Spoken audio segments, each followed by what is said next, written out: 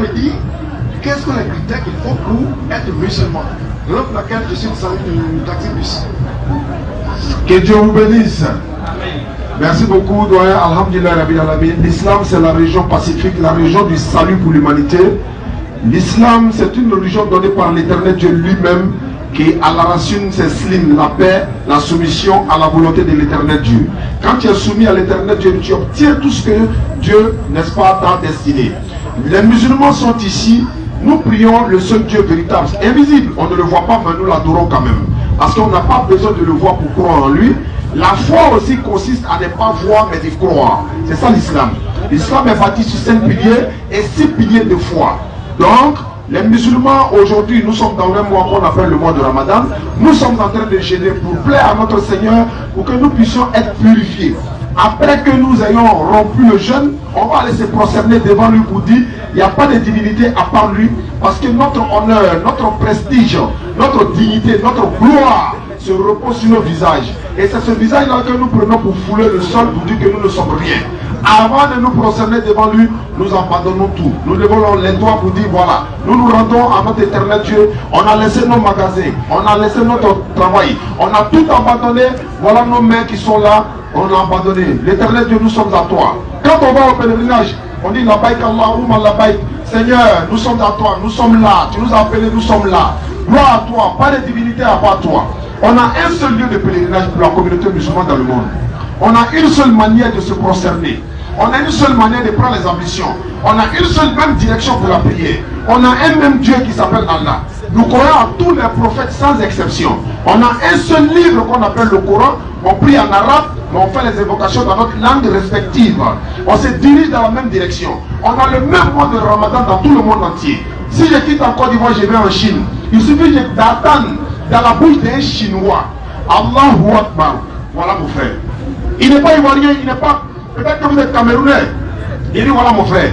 Pourquoi? Il parle d'Allah. Je vais aux États-Unis. Aujourd'hui, quand tu regardes dans les rues des États-Unis, ce sont des Américains qui sont dans les rues, ils sont en train de prier le même Allah que les Ivoiriens. On ne s'est jamais vu. Mais par notre Créateur, nous sommes unis par le lien. C'est pourquoi celui qui est du nord, de l'est, de l'ouest, du sud, tout le monde s'oriente vers la Kaaba, la Qibla qui est la direction des prières. Même quand tu es au village et que tu as un téléphone portable qui ne peut pas capter le réseau, tu vas regarder peut-être une montagne, monter sur la montagne pour pouvoir capter le réseau. C'est pourquoi le musulman dit sa religion est une religion ordonnée.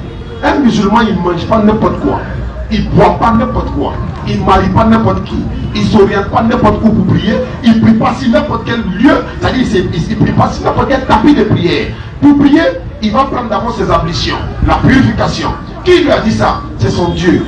Il s'est auto-inventé d'adorer Dieu? Non. On ne doit pas s'inventer une manière d'adorer Dieu. C'est Dieu qui doit nous dire voici comment vous devez m'adorer. Et c'est ça l'islam, bien aimé. Si vous avez des questions à poser, je vous écoute. En fait, je suis vraiment ravi des réponses que tu m'as données. Et c'est ce que j'attendais depuis. Donc, plus de questions, j'ai déjà tout compris. Le reste, pour moi, de venir vers vous. Parce que d'un moment à l'autre, je ne serai plus chrétien, je serai musulman. Mais moi, je pense que c'est maintenant ou jamais, parce que le salut il est personnel. Les livres saints disent personne ne portera le fardeau d'autrui. Et puis de deux, on peut vous parler de l'islam tout de suite. Vous sortez d'ici, Dieu fera le reste, c'est vrai. Mais notre devoir n'est que la transmission du message. Pourquoi voir le bonheur maintenant et puis attendre demain?